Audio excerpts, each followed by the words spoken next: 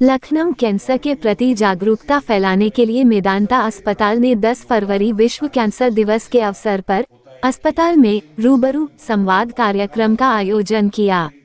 इसका उद्देश्य कैंसर के प्रति जागरूकता बढ़ाना और कैंसर पीड़ितों का मनोबल बढ़ाना था।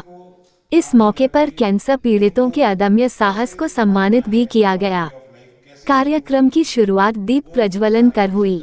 इसके बाद शरीर में अलग अलग कैंसर स्पेशलिस्ट ने आए लोगों को कैंसर से बचाव व कैंसर के बारे में जानकारी दी। साथ ही कैंसर रोगियों को इससे न डरने के लिए प्रेरित किया। वहीं मौजूद लोगों को कैंसर सर्वाइवर्स के प्रेरक अनुभव सुनने का अवसर मिला। सभी ने अपने अनुभव साझा किए कि कैसे उन्हें कैंसर का पता चला, इलाज के दौरान उन्हें किन चुनौतियों का सामना करना पड़ा और इलाज के बाद भी किन परेशानियों से जूझना पड़ा। ये चर्चा कैंसर के मरीजों और उनके परिवारों के लिए प्रेरणा और उम्मीद का स्रोत बना। कार्यक्रम में मेदांता अस्पताल के डॉक्टरों ने रोगियों, उनके परिवारों और समुदायों पर कैंसर के गहरे प्रभाव के बारे में जागरूकता बढ़ाने के लिए रूबरू पहल का उपयोग करके सकारात्मकता का प्रसार करने के लिए अपनी प्रतिबद्धता व्यक्त की। इस अवसर पर मेदांता अस्पताल लखनऊ के medical director doctor Rakesh Kapoor ने कहा, मेदांता अस्पताल लखनऊ ने कैंसर जैसी बीमारियों से जूझ रहे कई रोगियों का सफलतापूर्वक इलाज किया है।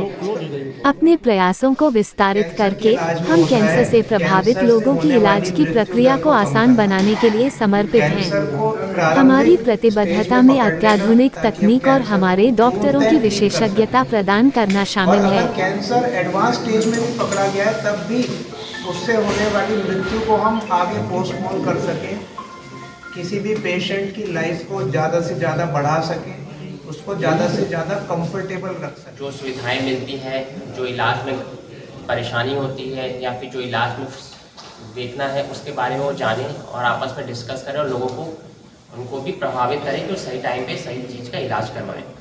हमारा जो रेडिएशन डिपार्टमेंट है वो जून जुलाई महीने में स्टार्ट हुआ था। जो अभी का थीम है क्लोज द गैप, उसके बेसिस पे जैसे हमारा रूबरू का आयोजन किया गया है, तो क्या इसकी क्यों किया गया है? रूबरू जो हमारा एक स्पेशल प्रोग्राम है, इसमें जो कैंसर सर्वाइवर्स होते हैं, बल्कि उनको आजकल थ्राइवर्स कहा जाता है, जो कि अपनी कैंसर की जर्नी कंप्लीट करके एक सक्सेस स्टोरी है, उनको बुला के और मरीजों के साथ उनका शेयर किया जाता है अपना एक्सपीरियंस। इससे ये पता लगता है कि मरीजों को जो अभी अपना जर्नी शुरू करनी है उनका मनोबल बढ़ता है कि हमें किस तरह की परेशानियां आती हैं और कितनी आसानी से हमारा ट्रीटमेंट हो जाता है। ये इसके अलावा बहुत सारे पेशेंट्स को जो कुछ इश्यूज होते हैं सर्वाइविंग में, सोसाइटी में इंटीग्रेट होना है, साइकोलॉजिकल इश्यूज हैं, कुछ उनकी बॉडी रिलेटेड इश्यूज हैं, एक्सरसाइज, डाइट, इन सब के बारे में भी उनको जानकारी दी जाती है। तो उनका एक कनेक्ट हॉस्पिटल से बना रहता है कि हमारा चूँकि यहाँ इलाज हुआ है, फॉलोअप एक लाइफ लॉन्ग होता है कैंसर का, तो उनका एक कनेक्ट हॉस्पिटल से बना रहता है और आपस में एक बॉनहेमी पेशेंट्स की बनती है और एक दूसरे के एक्सपीरियंस से उनका मनोबल बढ़ता है। आज काफी सारे मरीज भी जो है इसके पीछे क्या, इनके पीछे हर तरह का कैंसर का इलाज मेदांता में होता है, जैसे बताया हेड टू टो। तो वो कैंसर के मरीज जिनकी कीमोथेरेपी भी होती है, ऑपरेशन भी होता है, रेडियोथेरेपी भी होती है, इम्यूनोथेरेपी भी होती है, तो वो आपस में एक्सपीरियंस शेयर करते हैं और उनसे हमें फीडबैक भी मिलता है। अगर कुछ कमियां होती हैं तो हम उसको दूर भी कर सकते हैं और एक दूसरे को वो मनोबल बढ़ाते हैं उन मरीजों का जिनको अभी अपनी जर्नी शुरू करनी है, तो उनको ये पता लगता है कि इतना मुश्किल नहीं है, ये आसानी से हो सकता है। देखा जाता है देखिए, सर्वाइकल कैंसर कोई नया कैंसर नहीं है। अगर बात की जाए तो 2012 के डेटा के हिसाब से लगभग 1,23,000 फीमेल लगभग कैंसर सर्विक्स से पीड़ित थी और दुख की बात यह है कि इसमें से 50% मतलब 67,000 अराउंड फीमेल्स जो थी वो कैंसर सर्विक्स से उनकी डेथ हुई। तो इसका कारण ये है कि वो लेट डायग्नोज हुआ। अदरवाइज कैंसर सर्विक्स जो है अगर अर्ली स्टेज में डायग्नोज हो तो इसका सर्वाइवल और क्योर रेट बहुत ही अच्छा है और पेशेंट अपनी पूरी आयु रह सकता है।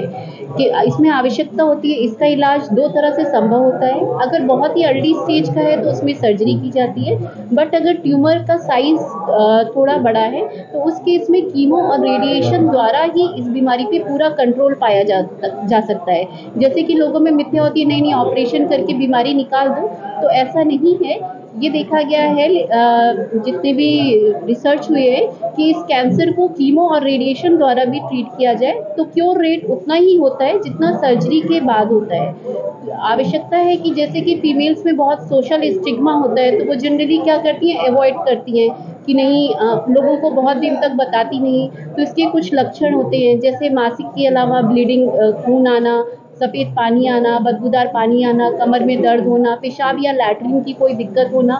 तो ऐसे कोई सिम्टम्स हों तो आप अपने नियरेस्ट हॉस्पिटल में जाके मिलें, गायनेकोलॉजिस्ट को मिलें, आवश्यकता हो तो जांचें भी कराएं और फिर आप अगर कैंसर डिटेक्ट होता है तो कैंसर स्पेशलिस्ट को दिखाएं। और इसके अलावा कैंसर सर्विक्स को रोकने के लिए आजकल HPV वैक्सीनेशन का रोल है, जो अभी गवर्नमेंट ऑफ इंडिया ने भी ऑप्शनल कर दिया है, जो कि 15 से 26 साल की लड़कियां जिनको बिफोर मैरिज, उनके लिए रिकमेंडेशन है कि वो 2 से 3 डोजेस की लगवाएं। और इसका काफ़ी देखा गया है कि इसके द्वारा कैंसर सर्विक्स को प्रिवेंट किया जा सकता है। मतलब as per recommendation before marriage and after marriage as per physician description. आपको अपने फिजिशियन से डिस्कस करना होगा, तो depending on your risk physician आपको एडवाइस करेंगे। बचाव, साफ सफाई रखना, मेनली साफ सफाई रखना और मेनली यही होता है। बहुत अच्छा बताया डॉक्टर आलोक गुप्ता ने। हम लोग वेदांता की एक अम्ब्रेला के तले वो सारा ट्रीटमेंट मरीजों को दे रहे हैं जो अभी तक अभूतपूर्व था, जो यूपी में नहीं हो रहा था।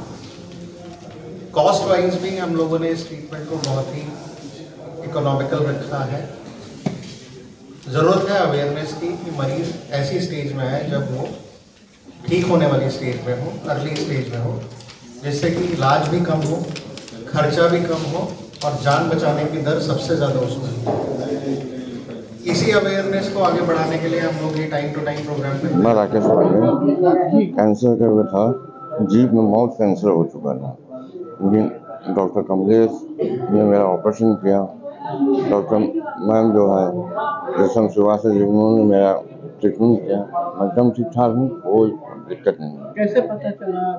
मुझे जो है जब मुझे हल्का से यहाँ पर जीभ में छाला निकला तब मुझे एहसास हुआ कि कुछ तो है, लेकिन वो देखिए काफ़ी बड़ा हो चुका था।